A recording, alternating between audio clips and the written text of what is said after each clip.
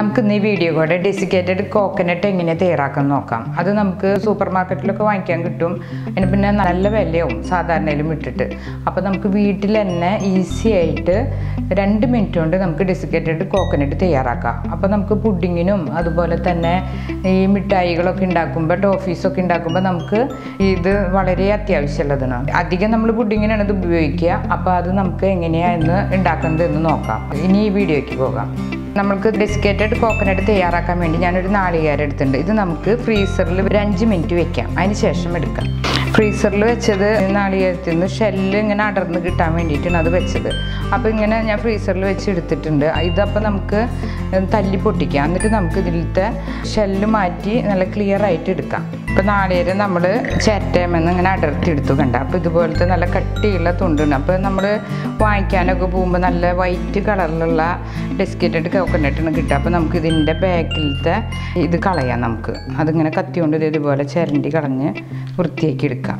ഇതുപോലെ ഇങ്ങനെ കളഞ്ഞാൽ മതി. അപ്പോൾ നമുക്ക് നല്ല ക്ലിയർ ആയിട്ടുള്ള നാളികേരം കിട്ടും. അപ്പം നമ്മൾ എല്ലാ നാളികേരത്തിൻ്റെയും ബാക്കിലത്തെ ഇതുപോലത്തെ തൊണ്ടെല്ലാം ഇത് മാറ്റി വൃത്തിയാക്കിയിട്ടുണ്ട് കണ്ട. ഇങ്ങനെ നല്ല ക്ലിയർ ആയിട്ട് വേണം, അല്ലെങ്കിൽ നമ്മുടെ കോക്കനട്ട് തയ്യാറാക്കുമ്പോൾ ഒരു കളറ് വരും. ഇനി നമുക്ക് നല്ലോണം വെള്ളത്തിലൊന്ന് കഴുകിയെടുക്കാം. വല്ലതും അഴുക്കുണ്ടെങ്കിലൊക്കെ ഒന്ന് പോവാൻ വേണ്ടിയിട്ട് കഴുകിയിട്ട് നമുക്ക് ഒരു പാത്രം വെച്ച് കിച്ചൺ ടൗലോ അല്ലെങ്കിൽ ടിഷ്യൂ പേപ്പറൊക്കെ വെച്ചിട്ട് ഇതൊന്ന് വെക്കുക. ഒന്ന് വെള്ളം വാർന്നു പോകാനാ, അല്ലെങ്കിൽ നമ്മൾ വെള്ളത്തോടു കൂടി അടിച്ചു കഴിഞ്ഞാൽ ഇത് ഇങ്ങനെ അരഞ്ഞ പോലെ ഇരിക്കും. അപ്പോൾ ഇത് വെച്ച് നമുക്കിത് വെള്ളത്തിൽ നിന്ന് എടുത്ത് കുടഞ്ഞ് ഇതിൽ വയ്ക്കാം.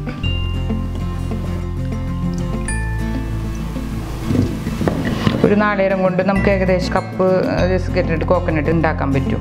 ഇതിങ്ങനെ തയ്യാറാക്കി വെച്ചാൽ മതി. അപ്പോൾ നമുക്ക് ഇടയ്ക്കിടയ്ക്ക് പുഡിങ് ഉണ്ടാക്കാനും അതുപോലെ ടോഫീസൊക്കെ ഉണ്ടാക്കുമ്പോൾ അതിൽ കോട്ടിംഗ് ആയിട്ട് ചേർക്കാൻ നല്ലതാണ്. ഇപ്പോൾ ടൗലായാലും മതി. നമുക്കിതൊന്ന് 5 മിനിറ്റ് ഇതൊന്ന് തുടച്ചെടുക്കാം. അല്ലാതും വെള്ളം പോകാൻ ഇത്തിരി താമസം പിടിക്കും. അപ്പോൾ ഞാൻ ഒരേ കോക്കനട്ട് ഓരോ പീസ് എടുത്ത് നല്ല ടൗല് കൊണ്ട് തുടച്ചെടുക്കണം, വെള്ളത്തിൻ്റെ എല്ലാ അംശം പോകാൻ വേണ്ടിയിട്ട്. വെള്ളം ഉണ്ടെങ്കിൽ പിന്നെ നമ്മൾ അരയ്ക്കുമ്പോൾ ചമ്മന്തി അരയ്ക്കണ പോലെ ഇരിക്കും. ഇതാകുമ്പോൾ നല്ല ക്രിസ്പി ആയിട്ട് നാളികേരം കിട്ടും. എല്ലാതും നമ്മൾ ക്ലീനായിട്ട് തുടച്ചിട്ടുണ്ട് കണ്ട. നല്ല ക്ലീൻ ആയിട്ട് നമുക്കിത് ഇതുപോലെ ഇങ്ങനെ ചെറുതാക്കിയിട്ട് ഇങ്ങനെ നുറുക്കാം. എന്നിട്ട് മിക്സിയുടെ ജാറിൽ ഒന്ന് അടിച്ചിട്ട് കൊണ്ടുവരിക. അതായത് ഇതുപോലെ ചെറുതാക്കി നുറുക്കി എടുക്കാം. അപ്പോഴാണ് അടിക്കാൻ പെട്ടെന്ന് ആവുള്ളൂ.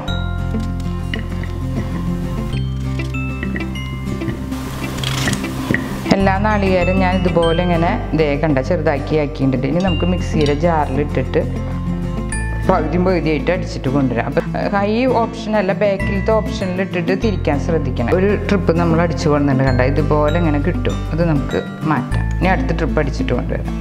തേങ്ങ ചെറിയ പോലെ തന്നെ നല്ല നൈസായിട്ട് കിട്ടും. അത് ബ്ലാക്കിലത്തെ പോർഷനൊക്കെ മാറ്റിയാണ് നല്ല വൈറ്റ് കോക്കനട്ട് തന്നെയാണ് കിട്ടിയുള്ളത്. അപ്പോൾ നമുക്ക് പുഡിങ്ങൊക്കെ ഉണ്ടാക്കുമ്പോൾ നല്ല ഭംഗിയിൽ കിട്ടും. രണ്ടാമത് അടിച്ചത് നമ്മൾ ഇതിലേക്ക് മാറ്റാം. അതുപോലെ ഇങ്ങനെ ഉലർന്ന് കിടക്കുന്നതായിരിക്കണം. എന്നിട്ട് വേണം നമുക്കൊന്ന് ചൂടാക്കി എടുക്കാനായിട്ട്. ഇതുപോലെ കിട്ടണം നാളികേരം. അപ്പം നമ്മൾ ഗ്യാസ് ഓൺ ചെയ്ത് ചെറിയ തീയിലിട്ടിട്ട് വേണം അത് ചൂടാക്കാനായിട്ട്. അപ്പോൾ നമ്മൾ പാൻ ചൂടായിട്ട് നമുക്ക് ഈ നാളികേരം ഇടാം. അപ്പോൾ അതായത് നമ്മൾ ഇടുമ്പോൾ ഇതിലെ കളറ് മാറാൻ പാടില്ല. ഈ വൈറ്റ് കളറായിട്ട് തന്നെ നിൽക്കണം. അതിന് വേണ്ടിയിട്ടാണ് ചെറിയ തീയിലിട്ടിട്ട് ഇളക്കാൻ പറഞ്ഞത്. ഒരു നാളികേരം എടുത്ത് ഏകദേശം ഒരു കപ്പ് നാളികേരത്തിൻ്റെ മേലെയിട്ട് നമുക്ക് കിട്ടും. ഇതിങ്ങനെ ഫുൾ ടൈം ഇളക്കി നിൽക്കണം, അല്ലെങ്കിൽ കളറ് മാറും. നാളികേരം ചെറിയ നമ്മൾ പെട്ടെന്ന് ചൂടാക്കുമ്പോൾ കളറ് മാറണ കണ്ടിട്ടില്ലേ, അതുപോലെ കളറ് മാറും. ഇപ്പോൾ കളറ് മാറി അതിൻ്റെ ഭംഗി പോവും. പുഡിങ്ങിൻ്റെയും ടോഫീസിൻ്റെ ഒക്കെ കളറ് നമ്മൾ കോട്ടിങ്ങൊക്കെ കണ്ടിട്ടുണ്ടല്ലോ, കോക്കനട്ടിലിട്ടൊക്കെ കണ്ടിട്ടുണ്ടല്ലോ. അപ്പോൾ അതിൻ്റെ കോട്ടിങ് ചെയ്യാൻ വേണ്ടിയിട്ടാണിത്. അപ്പോൾ ഇതിലെ വെള്ളം ഒന്ന് വലിഞ്ഞ് കിട്ടിയാൽ മതി. അപ്പോൾ നമ്മുടെ ഡെസിക്കേറ്റഡ് കോക്കനട്ട് തയ്യാറാവും. ഇളക്കാണ്ട് നിൽക്കരുത്, അപ്പോൾ അതിൻ്റെ കളറും ഭംഗിയൊക്കെ പോവും. ഞാൻ ഒരു 5 മിനിറ്റോളം ഇളക്കിയിട്ടുണ്ട്. പിന്നെ അധികം മൂക്കാൻ പാടില്ല. അപ്പോൾ ഇതിലത്തെ വെള്ളമൊക്കെ ഒന്ന് വലിഞ്ഞിട്ടുണ്ട്. ഏറ്റവും ചെറിയ തീയിലിട്ടിട്ടാണ് ഞാൻ ഇളക്കിയത് കണ്ട. അപ്പോൾ എന്നാലും ഇതിൻ്റെ കളറൊന്നും മാറിയിട്ടില്ല, പക്ഷെ ഒന്നും തൊടാണ്ട് കിട്ടിയിട്ടുമുണ്ട്. ഇത് കണ്ട നമുക്ക് ഇനി നിർത്താം. വെള്ളം വലിഞ്ഞിട്ടുമുണ്ട്. എടുക്കുമ്പോൾ അറിയാം നമുക്കിങ്ങനെ സ്മൂത്തായിട്ട് ഇങ്ങനെ വീഴും. അപ്പോൾ ഈ ഒരു പാകത്ത് നമുക്ക് നിർത്താം. അപ്പോൾ ഇതിങ്ങനെ വെള്ളം വലിഞ്ഞ് കഴിഞ്ഞ് നമുക്ക് എടുത്ത് വയ്ക്കാം. ഫ്രിഡ്ജിൽ വെച്ചാൽ നന്നായി, നാളികേരമല്ല. അപ്പോൾ ഇതിങ്ങനെ എടുത്ത് വെച്ച് കഴിഞ്ഞാൽ നമുക്ക് ഇടയ്ക്കിടയ്ക്ക് പുഡിങ്ങും എല്ലാം അതും ഉണ്ടാക്കാം. ഈ ഈ ഒരു പാകം കണ്ടില്ലേ, ഇതിങ്ങനെ വീഴണം, ലൂസായിട്ട് ഇങ്ങനെ വീഴണം കണ്ട, അതുപോലെ നമുക്കിങ്ങനെ മാറ്റാം. ഇപ്പം നമ്മുടെ ഡെസിക്കേറ്റഡ് കോക്കനട്ട് തയ്യാറായിട്ടുണ്ട്. ഇങ്ങനെ ഇങ്ങോട്ട് ഉണ്ടാക്കി വെച്ചാൽ മതി. അപ്പോൾ നമുക്ക് പുഡിങ്ങിനും അതുപോലെ ടോഫീസൊക്കെ ഉണ്ടാക്കുമ്പോൾ കോട്ടിങ് അത്യാവശ്യം വേണ്ട കാര്യം ഇത്. നമ്മൾ പുറത്തുനിന്നൊക്കെ വാങ്ങിക്കുമ്പോൾ നല്ല വില കൊടുക്കണം. ഇതൊന്ന് ഒരു നാളികേരം ഉണ്ടെങ്കിൽ കണ്ട് ഒരു കപ്പിൻ്റെ മേലെ ആയിട്ട് കിട്ടും. ഇതിപ്പോൾ ഈസി ആയിട്ട് നമുക്ക് വീട്ടിൽ തന്നെ ഉണ്ടാക്കാവുന്നതുള്ളൂ. ഇതിങ്ങനെ നമ്മളൊരു എയർ ടൈറ്റ് കണ്ടെയ്നറിൽ സൂക്ഷിച്ച് വെക്കുക. ഫ്രിഡ്ജിൽ വെച്ചാൽ നന്നായി. അപ്പം നമുക്ക് 2 മിനിറ്റ് കൊണ്ട് ഈസി ആയിട്ട് ഡെസിക്കേറ്റഡ് കോക്കനട്ട് തയ്യാറാക്കാം.